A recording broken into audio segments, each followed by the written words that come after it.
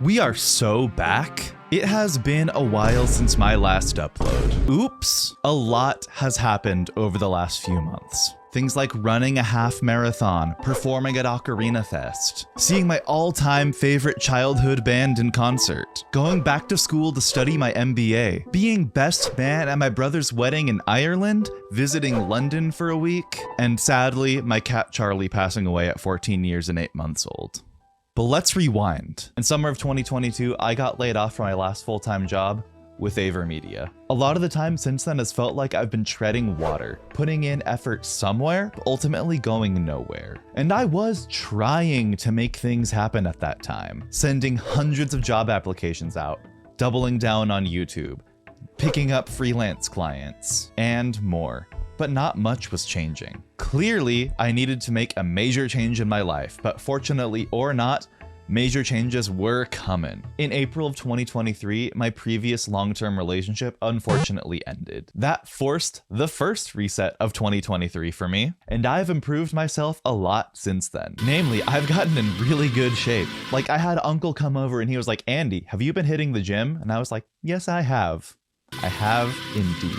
Not to get sidetracked, but my powerlifting trio of bench, deadlift, and squatting is like over 800 pounds. And like, I ran a half marathon.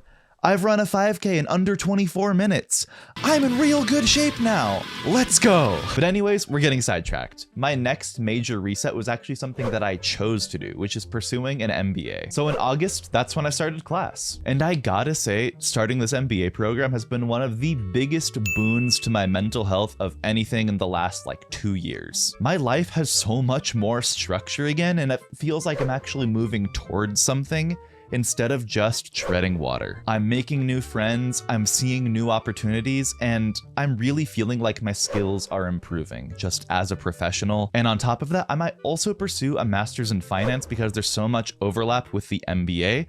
And I've discovered I kinda like finance now, but we're still deciding on that. And from taking so many courses in business, getting into that business corporate mindset, I've been applying literal corporate budgeting techniques to my life right now. This is historical versus zero-based budgeting. Basically, when it comes to historical budgeting, you're only evaluating changes as they come. In finance, that might be evaluating a new expense, whereas in your personal life, that might be evaluating a new habit. It can also apply to small incremental changes of things that already exist. For example, spending 10% less going out or investing 10% more in stocks. You're taking the existing budget and making changes to it. And if you have a great setup and only need small changes, this is a great method. However, it does have its weaknesses. Some decisions that may have been beneficial in the past might not serve you anymore. For example, many companies might have found investments in cryptocurrency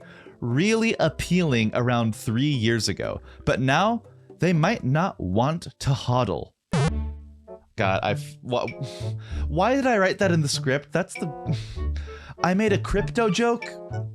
Anyways, for your personal life, you might regularly go out for drinks with friends. That might have been a great way to foster connections, but it might be taking its toll on your waistline and your finances. To combat this, we have zero-based budgeting. In zero-based budgeting, you're not only evaluating small incremental changes and new things, you're also treating all established things as if they are new. You reset back to zero, you evaluate each item that you already have and each item you want to add or change, and then make a new budget. This can be time consuming, and you probably shouldn't do this more than like once a year, but it can be incredibly worthwhile if you feel like you're in a rut, whether that's in your actual corporate job and your budget or with your own life. I've noticed that most people have a bias that when they encounter a problem, they want to add something. Buy a new product, work more hours, make a new investment, try a new habit. However, oftentimes subtracting things that don't serve you will ultimately help you a lot more than adding something. A zero-based budget for your life makes it a lot easier to do so. Critically evaluating everything. It's like Marie Kondo's philosophy towards cleaning in the book, The Life-Changing Magic of Tidying Up. Is that the title? The Life-Changing Magic of Tidying Up. Her philosophy is that you take everything out as you're cleaning. You hold each item to see whether or not it sparks joy. If it does spark joy, you keep it. If it does not spark joy, you discard it. Take that with the things you're investing time, energy, money in your life, and take each thing and see whether or not sparks joy or is useful. Because there's a lot of things that don't spark joy, but you need like a job, money.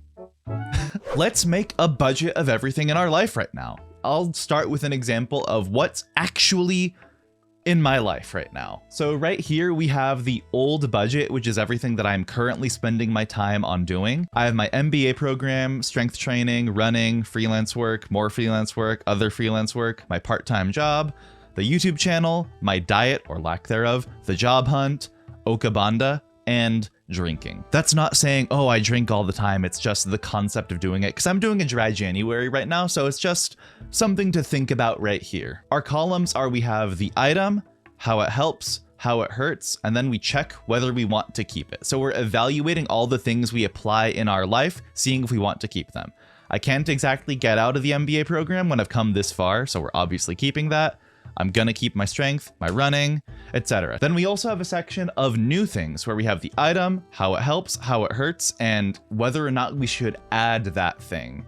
So I have a full-time job, dating and relationships, a secret content project with someone that I can't talk about yet, training for a sub 20-minute 5K, potentially pursuing the master's in finance, and also a finance certification that I just applied for. We go through the same process. We see how it helps, how it might hurt, and whether or not we should add it. I'm not going to go through everything, but I'll just show you the complete budget in 3, 2, 1.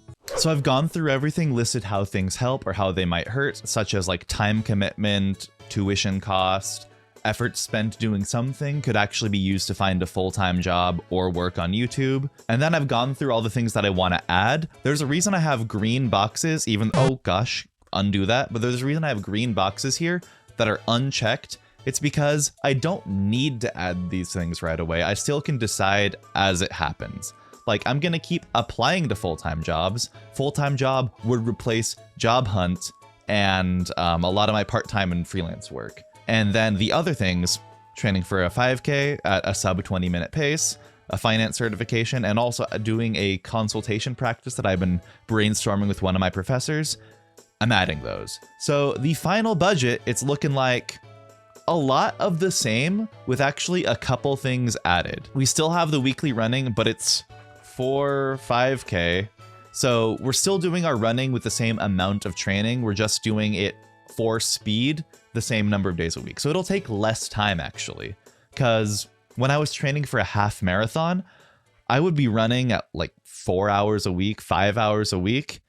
It was really time consuming, whereas training for a very fast 5K, I could probably get away with running like an hour and a half, maybe 2 hours a week, or less. So going through this, as you can see, this is very similar to the previous budget, and that's okay and normal. The exercise isn't necessarily to make you completely change your life, completely get rid of everything that you're currently doing. It's rather to actually critically evaluate the things that you're already doing and make sure they still serve you. And where I'm at right now, a lot of the things in my life do serve me, so I don't want to change that much. Like, I am a little too busy for some of the things I want to do, so I could pare back a bit, but I think it's less about getting rid of any of these things and more so finding ways I can do these things either a bit less or a bit more efficiently, so I can invest more time into things like YouTube, the job hunt, and building a business, stuff like that. So I wouldn't recommend doing this every single month or even every single quarter, but I would recommend going through this maybe once a month or once a quarter and seeing, do you need to make an incremental historical budget change? Ooh, we're bringing it so both of these things are useful, but make little tweaks as needed for course correction and to hold yourself accountable and stay aware. Obviously, just making a spreadsheet will not change your life or lead to a grand reset, but a spreadsheet can make you aware of what you want to apply effort to change. And if you want a copy of the spreadsheet for yourself, it is very simple, so you could probably make this in like 3 minutes, but I'll have a link to my template in the description. Gosh, my hair keeps deflating.